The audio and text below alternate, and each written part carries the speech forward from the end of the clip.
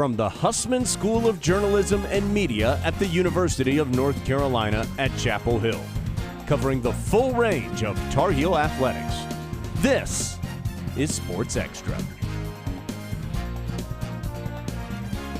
The ACC regular season title is up for grabs tomorrow night as the Tar Heels look to complete the season sweep against the team down the road. And I hope Krzyzewskiville has been real cozy those last few weeks because the better shade of blue is storming into town. Welcome to Sports Extra. I'm Joshua Dolgoff. And I'm Caroline Yaffa. Thanks for joining us. Hopefully tomorrow night looks a little bit like this. Celebrating on Franklin Street is the best night of the year by far. But in order to get there, the Tar Heels have some work to do.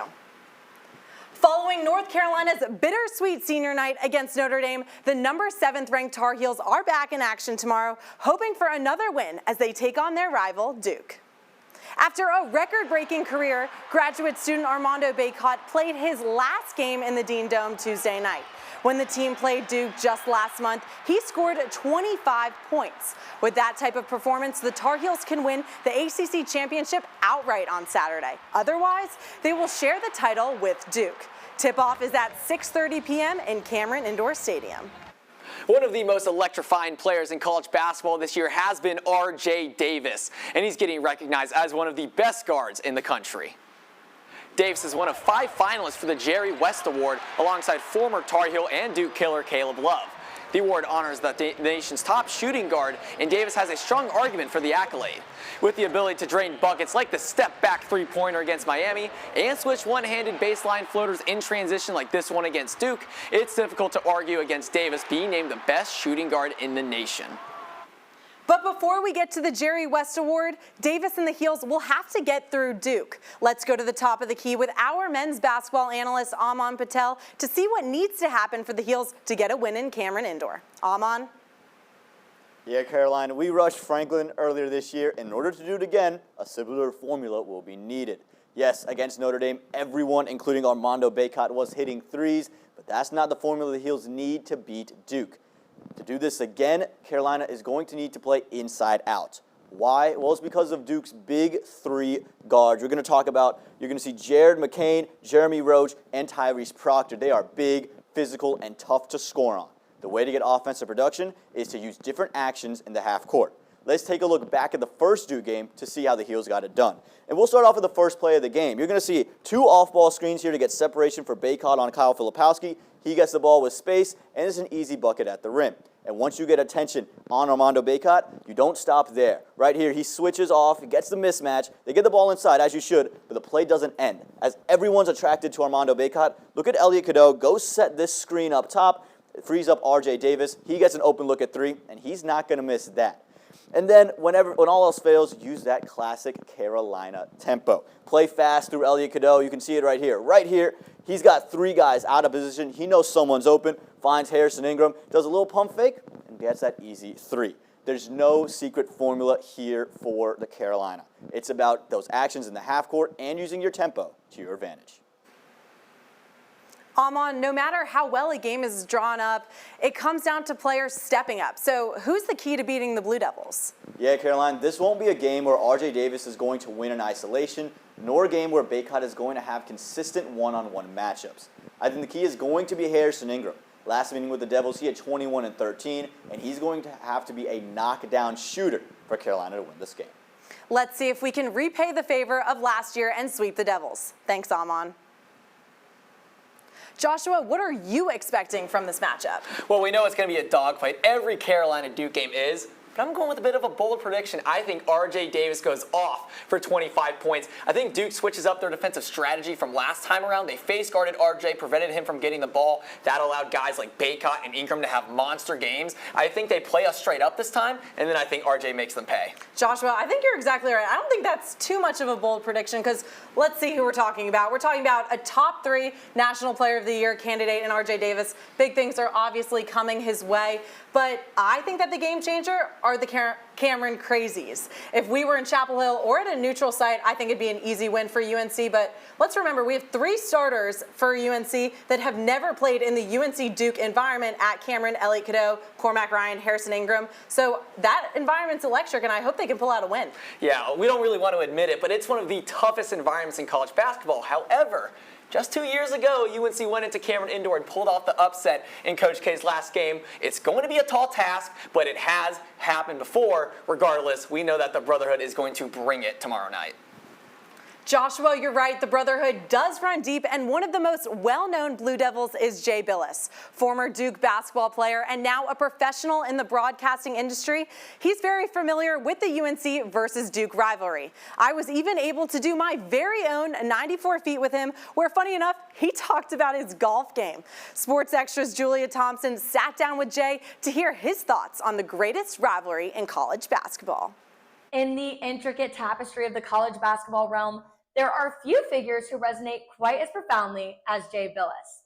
As a former Duke basketball player and now a professional in sports broadcasting, Billis knows a thing or two about the Carolina-Duke rivalry.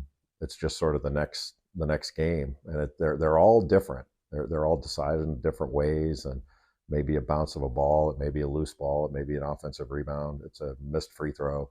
The margin's pretty close. Billis knows what good basketball is because he lived through that rivalry. So the coaches have changed and the players have changed, but the rivalry is still the same because you got the top players and the top coaches, and then 2 of the top schools that have ever played. They're 2 of the true blue bloods, and they're 8 miles away, and nowhere else has that in any sport. No other rivalry can claim the kind of consistent excellence year to year that Duke Carolina in basketball has shown. And people can like whatever they want, but the ratings prove they like this. So if somebody from the Ohio State-Michigan rivalry says, no, ours is better, that's fine. That's like saying, well, my mom's better than your mom. But I think the rivalry shown over the years, it's factually proven that those 2 teams have been consistently at the highest level more than any other rivalry that we've seen. Billis' understanding of Duke versus UNC basketball, coupled with his genuine appreciation for the sport, will make for a phenomenal game on Saturday. I'm Julia Thompson, reporting. We will see Jay on College Game Day at 10 a.m. on Saturday as he returns to his alma mater in Durham. The Lady Tar Heels travel to Greensboro to face the Miami Hurricanes in the first round of the ACC tournament to see if they could weather that storm from down south. UNC took on the Hurricanes at Greensboro Coliseum, and thanks to some early shots from Deja Kelly, along with Miami's first half shooting woes, UNC pulled out to a comfortable 14-point lead. But after this insane first half buzzer beater, the lead was back down to 7. Alyssa Usby used shots like this face-up elbow jumper to lead the Heels in scoring in the second, but late in the game, Miami came back and tied it up with this putback from sophomore Lazaria Spearman. Deja Kelly cut a Miami lead to 1 later in the fourth with this tough layup, and with the game on the line, she would try to hit the game winner, but couldn't get through 2 defenders, and Miami wins 60-59. Fight, right? We had a bit of a lead, but these are, in March, they're good teams. I mean, yeah, I'm sure you've watched the other games that have gone on. Like, there's no like, oh, good, we're up 10, game over. In a season of heartbreaking late-game losses, this one might sting the most. Our women's basketball analyst Daniel Masterson takes us down the lane to break down the Heels' agonizing offensive approach. Joshua, I feel like I've said it a lot this season, but this loss is actually as bad as it gets. The Heels played some of the sloppiest offense I have ever seen down the stretch of this game. With 8 minutes left, Alyssa Usby made a layup to give Carolina a 54-48 lead. From that point on, the Heels would only score 5 more points in the game, and 3 of them were off free throws. So that means they made 1 shot in the last 8 minutes of that game. That is unacceptable. They let Miami crawl back and then couldn't execute late when they fell behind. Here, there's 24 seconds left and they are down by 1, so they're going to try to get Lexi Donarski open on the outside. And as you see this play develop, Maria Gokdang and Alyssa Usby, they're going to set what's called an elevator screen. It's two offensive players setting a screen together. But the key is you got to keep it open for Donarski to go through, but then you got to close those elevator doors so the defender cannot. And they do not do that. Miami's defender shoots the gap, and Donarski sees Maria Gokdang is posting up. She thinks she has an easy pass into an easy look for Gokdang, but Gokdang is trying to clear out space for Donarski. So it's a careless turnover for the Heels, and Miami regains possession. But they go down, they miss 2 free throws, so now the Tar Heels have the ball again. They're going to try to get it to Donarski once again, and it's going to be a simple screenplay here by Anya Poole. But when Donarski gets this ball and cuts back to her right, look at Poole's leg right there. She kicks it out. The ref right there is going to see that every time. It's an illegal screen and another turnover for the Heels. But Miami traveled as soon as they got the ball back. So UNC once again has another opportunity. And here they're thinking, get the ball in your best player's hand in an isolation situation and let her go get a bucket. So they give it to Deja, and she is going to drive here. And as she gets to the elbow, look at this. You got help coming from the weak side. Alyssa Usby is wide open on the baseline. Deja needs to stop, dump it down to her, and she can take a quick 10-foot pull-up mid-range jumper that is money for her. But Deja panics. She gets in her own head, and she throws up a terrible shot against 2 defenders, and Miami is celebrating the upset. That is atrocious late-game offense. And the sad thing is, Miami kept giving them opportunity after opportunity, and the Heels just couldn't capitalize. And that is how their short, but not very sweet run in the ACC tournament ends. Joshua? Daniel, how does this loss affect UNC's projected seed line in the NCAA tournament? Yeah, before this game, ESPN's bracketology had us as a 6 seed in the tournament and Miami as a 10. I have to assume this type of loss is going to hurt the Heels in their seeding, and that shows how important every game is. Instead of playing a 6-11 matchup, they might be playing an 8-9. Carolina has kept shooting themselves in the foot all season long, and now they're going to pay for it. And probably having to play a 1 seed in the second round is going to be a tough road to get out of that first weekend. Thanks, Daniel. The third time's the charm, Alyssa Usby is a finalist for the Cheryl Miller Award for the 3rd year in a row. Usby has been in the top 10 for the award for the past 2 years, but this is her first appearance in the top 5. Usby is one of the 4 in the ACC who averaged a double-double in conference play. She dominated the ACC with her stats. She's 4th in rebounds, 6th in field goal percentage, 9th in blocks, and 10th in both steals and assists. The Carolina women's lacrosse team will go down to South Carolina looking to get a bounce-back victory against 20th-ranked Clemson. The Heels will need to clean things up after 19 turnovers against Notre Dame last week. UNC will look to graduate transfer Ashley Humphrey, who leads the team with 29 points, including a team-high 19 assists, along with first-year attacker Eva Ingrilli, who leads the team with 15 goals. The opening draw is set for tomorrow at 3 p.m. While the women's team goes down south, the men's lacrosse team will head up to New York to take on the Hofstra Pride. UNC is coming off a nail-biting win against Penn on Dorrance Field last weekend. The Heels will look toward attackman Dominic Petramala, who is coming off a 4-goal performance, along with attackman Logan McGovern, who leads the team in assists. This game will be a perfect way for UNC to extend its winning streak, as Hofstra is coming off back-to-back losses. The Diamond Heels look to extend their unbeaten streak to 7 against Pittsburgh later today at the Bosch. The Heels are coming off a 7-3 victory against Campbell with hopes of staying undefeated at home. The team is averaging .328 at the plate with a combined total of 121 RBIs. This series will open up ACC play for the Tar Heels against a solid Pitt team. First pitch is scheduled to be at 4. The UNC softball team has been hitting it out of the park this season with a record of 17-3. This weekend, they have their first at-bat in ACC play in a 3-game series against Virginia. The Tar Heel Lexi Godwin is the ACC Softball Player of the Week, batting better than .500 with 10 hits and 12 RBIs across 6 games. This is the 2nd consecutive week a Carolina player has been awarded this honor. The team ranks 1st in batting average, on-base percentage, and total stolen bases in the NCAA. Coming off of the midweek run rule win against Furman, the Heels look to sweep the Hoos at home. For the first time since 2018, the ACC Wrestling Championships will be held in Chapel Hill in Carmichael Arena. Going into the championship, the UNC's 157-pounder Sonny Santiago is seated #1 in his weight class with 4 wins in the ACC. Spencer Moore, Jaden Scott, Tyler Eichens, and Max Shaw were third seeds, with previous All-Americans Lachlan McNeil and Gavin Kane seeded fourth. Jace Palmer and Isaiah Xtra seeded fifth, and finally heavyweight Cade Lout is seeded sixth. The meet starts on Sunday. Let's go to WrestleMania with Landon Elliott, where he'll be talking about the upcoming ACC tournament. Landon? Joshua, I know you're just excited as I am. You spoke on a lot of good names from our wrestling team, but the one that I'm really looking forward to is Sonny Santiago from California. He sounds like a scene from a Hollywood movie. Well, this Hollywood character can be found right here on the mat in Chapel Hill. He's coming to the 2024 season with 2 conference wins against Duke's Logan Ferrero and Virginia's Nick Sanko, and he's looking to add to that win total in the ACCs this weekend. Now, why does Santiago win all the time?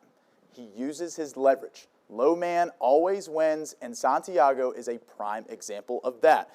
Now, let's see how he was able to win against Duke and Virginia. He does it here by getting low. You can see his attack angle. He goes for the knees, and that's how he gained leverage. This also allows him to drive his opponent onto the ground, get him on his backside, and that's what all wrestlers are looking to do, because once you get a man on the backside, that is how you succeed. Now, we're going to see it against Virginia, too. He's going to be locked up. This is like offensive lineman versus defensive lineman. Who can win the battle? Low man always wins. We're going to see it here, and he's going to shoot for the legs quickly. That's another thing about wrestling. You have to go quick. You have to beat your opponent, and he does that here by getting him on the ground, driving him, and we're going to see another example of that. He got low. He picks up his opponent's leg, uses like a little chicken wing technique here, and he's going to drive him out of bounds for the 3 points. A lot of big-time college wrestlers like Carolina alum Austin O'Connor won for the same reason Santiago is winning now, and he'll look to continue to use those angles and leverage going into this next match. Back to you guys on the desk. Landon, what are you looking forward to the most this weekend at the ACC tournament? And since we're talking Hollywood, what movie do we think Sonny Santiago is from? Josh, I'm looking forward to who will win the rankings and be the needle mover. Santiago from Cali is sitting at the #1 seed, along with the rest of the team being highly ranked. But Josh, we keep going over, we said before set, what movie, what TV show. I thought about Miami Vice. I thought about, maybe Bad Boys. But you know what? I got to go with Fast and Furious. I was thinking the exact same thing. I think he'd serve as a great sidekick to Vin Diesel. Thanks, Landon. The women's tennis team continues a 4-match homestand against Georgia Tech and Clemson after a season-ending injury to one of their best players. Sophomore Reese Brantmeyer, the #2 ranked player in the whole country and part of the #1 doubles team, tore her meniscus at the ITA National Team Indoor Championships earlier this year. After this injury, the Tar Heels are regrouping and looking for more dynamic performances from Tatum Evans and the rest of the team to achieve sweeping success after they defeated both Boston College and Clemson 7-0 this past week at home. Today at 2 p.m., Carolina will face off against Georgia Tech and will return Sunday at 2 to play Syracuse. UNC men's tennis is back in action this weekend as the Heels look to continue their 5-match win streak. The #48 Tar Heels go head-to-head with #3 ranked Virginia today at 5 p.m. at the Chuning Tennis Center. After defeating Clemson 4-1, Carolina is 2-0 in ACC play. On Sunday at 1 p.m., the Heels will be back to face off against #65 Virginia Tech, also at home. 4 athletes from UNC's men's track distance team shipped up to Boston to compete in the NCAA Indoor Championships this weekend. Standout runner Parker Wolf is hoping to break more records in both the 3,000-meter and 5,000-meter. Graduate Alex Phillip will join Wolf in the 5,000, and junior Ethan Strand will run the mile. Wolf and Strand are part of the distance medley relay team that hopes to continue their breakout season. Carolina's fencing team will travel to Madison, New Jersey to compete in the NCAA regional tournament on Saturday. The #11 ranked men's team, which placed first in the ACC championship in February, is hoping to come home with another medal. The #19 women's team tied for 3rd at the ACC championship and is pushing for another place on the podium at regionals. The tournament will be underway at 9 a.m. at Drew University. The UNC men's golf team is headed to sunny Florida to compete in the John Haight Collegiate Invitational this weekend. David and his brother Maxwell Ford are two of the standouts to watch out for. David is one of the 15 candidates for the Haskins Award while boasting a ridiculous average of 69.80 on the season. Maxwell has averaged 70.06 this season as well. It's no secret that the Carolina basketball family extends beyond generations. Spencer Haskell shows us the impact it's having on a local high school basketball star. Andrew Neal is the fourth ever 1,000-point scorer in Cary Christian basketball history.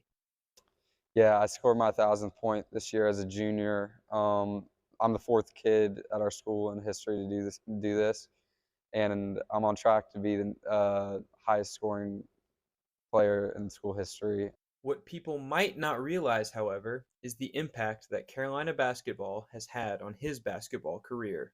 My dad played basketball at Carolina under Coach Dean Smith for his junior and senior season.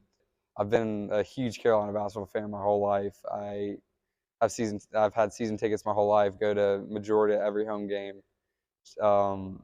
It's special. I mean, the culture and the environment and atmosphere.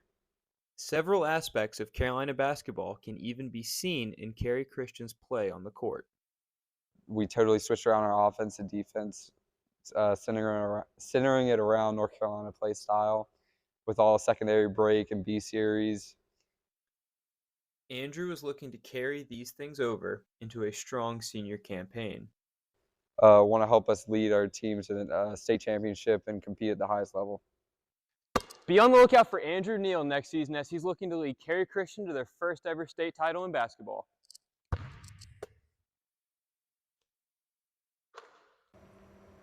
I'm Spencer Haskell, reporting. If all goes well, we might get to see another Neal lacing him up in the Smith Center in the years to come.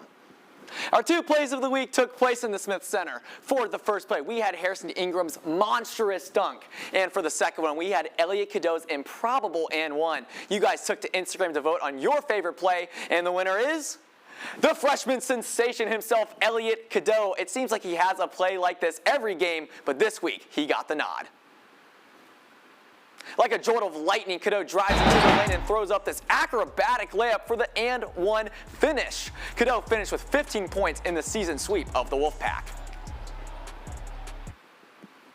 Hopefully Cadeau and the crew can bring that type of energy to Durham to take the crown as the top team in North Carolina. Samantha Ward is a UNC alum and the co-founder of Empowered. So Samantha, thank you so much for joining us today. Thank you for having me. Will you tell us a little bit more about your organization? Of course. So Empowered is a company that is centered around creating more opportunities for women in sports. We work with students who want to work in the sports industry as well as professional female athletes.